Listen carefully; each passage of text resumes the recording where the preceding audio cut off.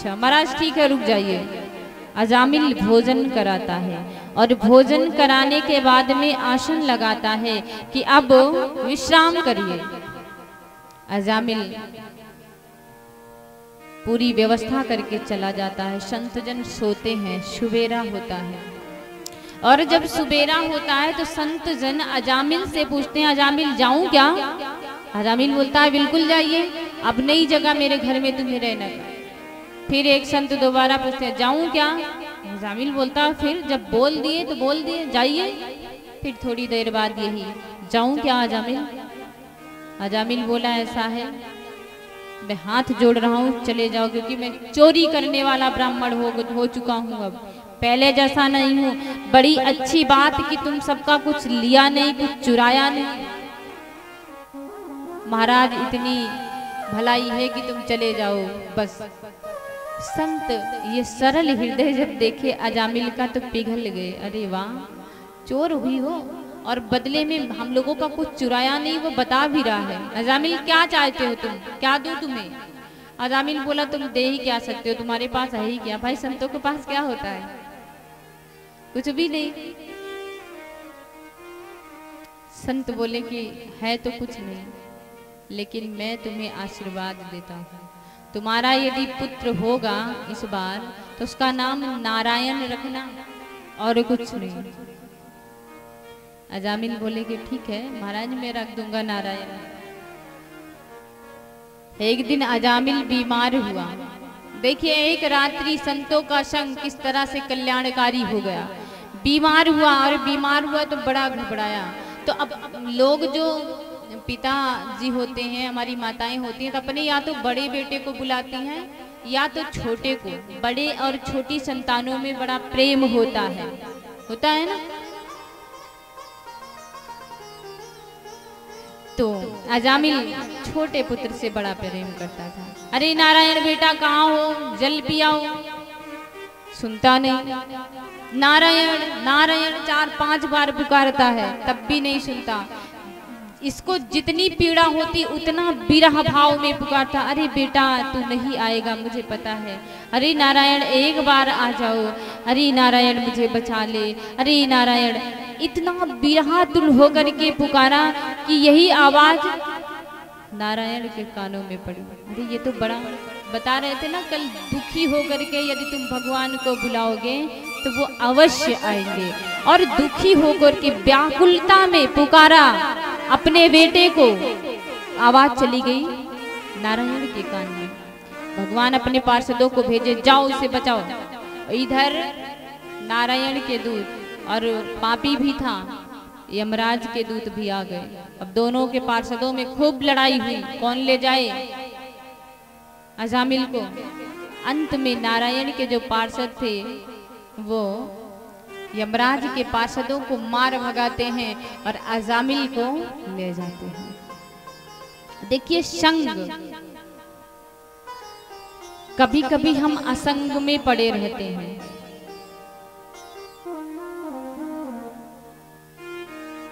संग यदि अच्छा है तो हम बहुत कुछ हो सकते हैं, लेकिन यदि असंगत में पड़ गए तो हम बेकार हैं। संग से हम राम बन सकते हैं और असंग से हम हराम बन सकते हैं। एक बार एक संत जी थे। संगत जो है ना, सत्संगत की महिमा सुनिए। एक संत जी थे, एक गांव में रहते थे और प्रतिदिन जाते भिक्षा लेने के लिए। तो 1-2-3 कभी कभी संतों का किसी घरों से बड़ा प्रेम हो जाता है, क्योंकि कुछ पाने के लिए यदि भोजन इत्यादि पा जाते हैं तो प्रेम बढ़ता है। तो एक माता जी थी, वो संतों को बड़ा प्रेम करती थी। कोई संत आता तो उसे भूखो नहीं जाने देती थी माता जी। तो संत जी उसके घर पहुंचे तो भोजन लेकर के आए। 1 दिन 2 दिन 3 दिन 4 दिन महीनों लगातार चलता रहा। एक दिन उसके यहाँ हुई झगड़ा, और जब झगड़ा हुई तो उसी समय संत जी कुछ समय के बाद उसके घर पहुंचे। तो झगड़ा होने के बाद ये एक हाथ में कपड़ा ले रखी थी और लिपाई पुताई होती है ना घरों में गोबर से, गाय के, तो गाय के गोबर को बाल्टी में भिगो रखी थी और उसमें उस जो पोते को यानी कपड़े को डालती और पुताई कर रही थी घर की। संत जी पहुंचे और दरवाजे से आवाज लगाते, मैया भिक्षाम देही। अंदर से कोई नहीं निकला। पुनः भिक्षाम देही मैया। थोड़ी देर तक खड़े, कोई नहीं आया। फिर मैया भिक्षाम देही, तब भी नहीं। और जब चौथी बार बोले मैया भिक्षाम देही, मैया को क्रोध आया, आज मेरे घर झगड़ा हुई है और तब भी तुम भिक्षा लेने के लिए आती हो। आई और जो कपड़ा ले रखी थी गोबर लगाई हुई, उसी को संत के ऊपर दूर से फेंक दी। और जब फेंकी तो संत मुस्कुराने लगे, वाह मैया, आज तो हमारे यहाँ कपड़ा भी नहीं था, आज तो तुम दे दी। वो भी लेकिन थोड़ा गंदा है, मैं इसको साफ कर लूंगा। सीधे लगा लिए और चले गए संत। देखिए, जो तुम्हें एक दिन 2 दिन भोजन के लिए दिया है, तुम्हारी भूख मिटाई है, उस पर क्रोध नहीं करना। यदि 1-2 शब्द वो बोल भी देता है तो संत ऐसे ही होते हैं, जिसका इतना भी लेते हैं, बदले में उसे इतना देने की कोशिश करते हैं। संगत देखिएगा, वो कपड़ा संत जी लिए और ले गए अपने आश्रम में, उसको धुले। धुलने के बाद में जो गोबर इत्यादि लगा था, साफ करके एक रस्सी पर डाल दिए, कपड़ा सूख गया। और उसी दिन सवेरा हुआ, सवेरे सवेरे एक भक्त 1 किलो घी लेके पहुंच गया, शुद्ध घी, बढ़िया गाय का। संत जी बोले कि अरे आज तो बड़ा सौभाग्य, हमारे पास घी भी नहीं था भगवान को दीपक जलाने के लिए। चलो ठीक है। भक्त चला गया। संत जी बोले कि इस घी का मैं हलवा बनाऊंगा और भगवान को भोग लगाऊंगा, और आधा जो बचेगा उससे मैं प्रतिदिन दीपक जलाऊंगा। भक्त तो चला गया देके, संत विचार कर रहे हैं। तो हलवा तो बना लिए, लेकिन दीपक कैसे जलाएं? तो जो कपड़ा सुखा के रखे थे, गए कपड़े को उठा करके लाए, और जब कपड़े को उठा करके लाए तो 108 बत्तियां उसी कपड़े से बनाते हैं, क्योंकि घी रखने के लिए पात्र था, लेकिन उसमें जो होता नहीं है दिया जलाने के लिए, यानी कुछ चाहिए ना, कपड़ा हो या कॉटन यानी रुई हो, तभी तो दीपक प्रज्वलित होगा। तो कुछ नहीं था संत के पास, उसी कपड़े को 108 बत्तियां तैयार हुई और भगवान के समक्ष दीपक यानी पात्र को रखा, और उसके बाद में उस कपड़े को घी में डुबोया और दीपक जला दिए, प्रज्वलित कर दिए संत जी, और भगवान को भोग लगाए, घंटी बजाए। कपड़ा अपने आप को बड़ा गर्वित एहसास कर रहा था। देखिए, संग सोच रहा था कि मैं किसके पास था, तो इस मेरे ऊपर केवल कीचड़ लगा के मुझसे पुताई की जाती थी। आज मैं जब संत के हाथों में आ गया तो मुझे भगवान के चरणों में जलना पड़ रहा है। और भगवान के चरणों में ऐसे नहीं जल रहे हैं, दीप जलाए हैं, मतलब आरती हुई हमी से, और उसके बाद में खुद भी उजाले में और दूसरे को उजाला दे रहा हूँ। इतना गर्व, ये है सत्संग। नहीं तो कहाँ कीचड़ में, कहाँ भगवान के चरणों में आ गया, संत की कृपा। तो संत की कृपा कभी विफल नहीं जाती है। संत तो कितना भी खराब से खराब वस्ती हो उसे भी स्वीकार कर लेता है। एक व्यक्ति था जो कभी भगवान का नाम नहीं लेता था, घर वाले बड़े परेशान थे, और घर वाले परेशानी होते हैं, अच्छे बच्चों को तो संत के पास खड़े ही नहीं होने देते, और जो थोड़ा उपद्रवी, कोई कमी, बहुत चीजें होती हैं तो उसे संत के पास अपने आप ले जाएंगे। कुछ कृपा करो महाराज, दया दृष्टि डालो। महाराज बोलते अच्छा डालूंगा। परिवार वाले बोले कि पुत्र आज से तू संत के पास रहना। ठीक है। अब संत जो है, अब बताओ, एकदम बिगड़ा हुआ इंसान जो होगा, संत उसे कैसे सुधार पाएगा? नहीं सुधार सकता। संत जी बैठते, भोजन तो बड़े प्यार से कर लेता और भजन के नाम पर भगने लगता। संत जी बोले ऐसा है कि तू भजन नहीं करेगा तो मैं तुझे यहाँ से भगा दूंगा। ये बोला मैं भग जाऊंगा अपने घर, कोई बात नहीं, लेकिन राम वाम को नहीं जपूंगा। संत बड़े चक्कर में। संत बोले यदि इसे ऐसे वापस भेजता हूँ तो मेरा नाम डूबेगा, संतों का नाम डूबेगा। भाई संत वही जो बिगड़े हुए को सुधार दे, साधु वही जो बिगड़े हुए को सुधारे, नहीं सुधारा तो काहे का साधु। तो बड़े चक्कर में एक दिन उसको बहका के बहुत बात करके ले गए जंगल में। और जब जंगल में ले गए तो बोले अरे एक बार तो राम बोलते, एक बार बोल दे बस। काफी 2-3 घंटे थे परेशान कर रखे थे संत जी। एक बार बोला आज जब से आया हूँ राम राम सुनते सुनते मेरे कान पक गए। साधु बोला बस काम हो गया, बस अब आगे नहीं बोलना, अब एक और सुन ले मेरी बात। बोला क्या? बोले तूने एक बार राम का नाम लिया है, इसके बदले में जब तुझसे कोई कुछ बोलेगा कि मांग ले तो मांगना नहीं, तू बस इतना काम याद रखना। बोला ठीक है जाओ तुम, अब तुम्हारा कल्याण है। चला गया।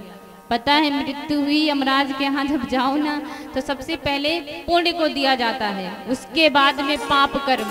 यदि पुण्य ज्यादा है तो पाप पहले दिया जाएगा, यदि पाप ज्यादा है तो पुण्य। तो यमराज बोले कि ऐसा है कि तू पुण्य कितना किया है? तो बोला कि कुछ भी नहीं भाई, जो पापी किया है वो क्या बताएगा, सत्कर्म कोई किया ही नहीं, किसी की सेवा कभी की नहीं, किसी का सहयोग किया नहीं, तो क्या बताओगे? कुछ नहीं बताओगे। बड़े चक्कर में तो एक दूत आता है, बोलता है महाराज ये तो पाप ही पाप किया है, एक बार जीवन में इसने राम का नाम लिया है, अब उसके बदले में जल्दी से जो देना हो दे दो, उसके बाद धक्का मार के इसे गिरा दो नीचे। तो यमराज बोले क्या चाहते हो बदले में? एक बार नाम लियो, क्या चाहते हो? गुरु की बात इसे याद आ गई। गुरु जी बोले थे कि इसके बदले में कुछ मांगना नहीं, ये बोल देना जो तुम्हारा मन हो दे दो। और राम का नाम के बदले में कौन क्या दे सकता है? कहाँ हूँ कहाँ लग नाम बढ़ाई, राम न सकही नाम गुड़ गाई। यमराज भी चक्कर में कृतार्थ हो गया संगत में आकर के।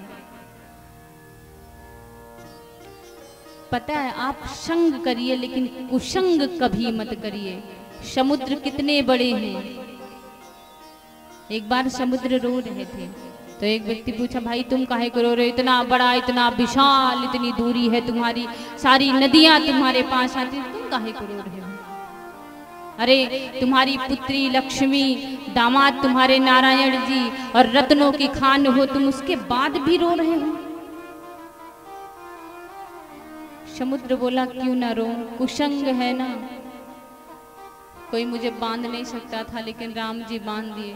भाई विनय न मानत जड़त जल गए 3 दिन बीत। राम जी विनय से सोच रहे थे कि हो जाए लेकिन नहीं हुआ, तब क्रोध किए तो दुख नहीं होगा? कौन अपना अहंकार तोड़ना चाहता है? समुद्र बोले कि यदि कुसंग ना होता तो ऐसा होता ना, ये कुसंग की वजह से हुआ है। बसे कुसंग चाहत भलो यूं रहीम अफसोस, बसे कुसंग चाहत भलो यूं रहीम अफसोस, महिमा घटी समुद्र की रावण बसई पड़ोस।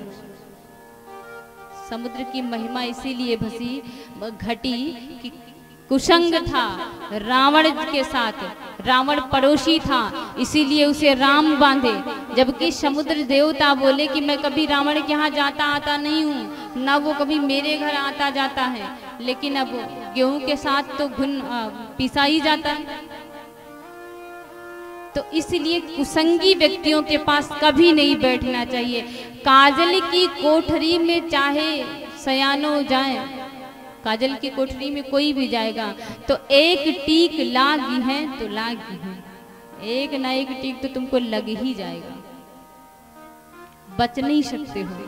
तो इसलिए अपना जो संग है उसे अच्छे लोगों के पास बिताइए, कुसंग में कभी नहीं जाइए। कुसंग तो बड़ा खतरनाक होता है, अच्छों का जीवन बर्बाद कर दिया है कुसंग। और संग केवल यही मनुष्य तन ही कर सकता है, बाकी कोई कर नहीं सकता है। 84 लाख योनियों में सामर्थ्य है तो मनुष्य योनि में ही सामर्थ्य है जो आपको सबसे पहले मुक्ति दिला सकती है। बाकी सब में तो समझने में बड़ा टाइम लग जाता है, लेकिन इसमें नहीं। इसमें तो संत महात्मा तुम्हारे घर जबरदस्ती आके घुसते हैं कि भैया अरे कुछ सीख लो कुछ सीख लो, लेकिन हम तभी नहीं सीखते हैं। बड़ी खुशी होती है कि हम लोगों के लिए प्रवचन होते हैं, मनुष्यों के लिए प्रवचन होते हैं, जानवरों के लिए कोई प्रवचन नहीं होता है। हमारे लिए प्रवचन इसलिए होता है कि हम धर्म में रहें। जानवरों के लिए प्रवचन कोई नहीं होता, वो तब भी अपने धर्म में निष्ठ हैं। कैसे? हम प्रवचन रोज सुनते हैं, बहुत ध्यान देते हैं, तरह तरह की बातें करते हैं, लेकिन उसके बाद हम अपने जीवन को छोड़ दिए। हमें जैसे जीना चाहिए वैसे नहीं जीते हैं। हम शाकाहारी थे, है ना, लेकिन घास फूस अनाज मांस मदिरा जो कुछ मिलता है हम पेट को शमशान बना दिए। लेकिन जानवरों में ऐसा नहीं है। जानवरों को निर्धारित कर दिया गया जब कि तुम्हें घास ही खाना है। जानवर आज भी घास ही खाते हैं। मांस, गाय कभी मांस नहीं खाती। शेर के लिए बना दिया गया कि तुझे मांस खाना है, तो शेर कभी घास नहीं खाता, जबकि उसके लिए कोई प्रवचन नहीं है। और हमारे लिए प्रवचन है, उसके बाद में भी हम बिगड़े हैं।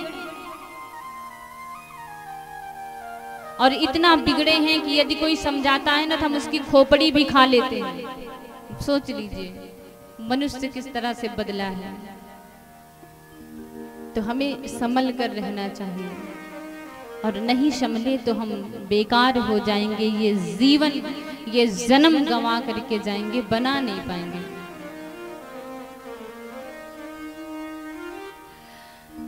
इस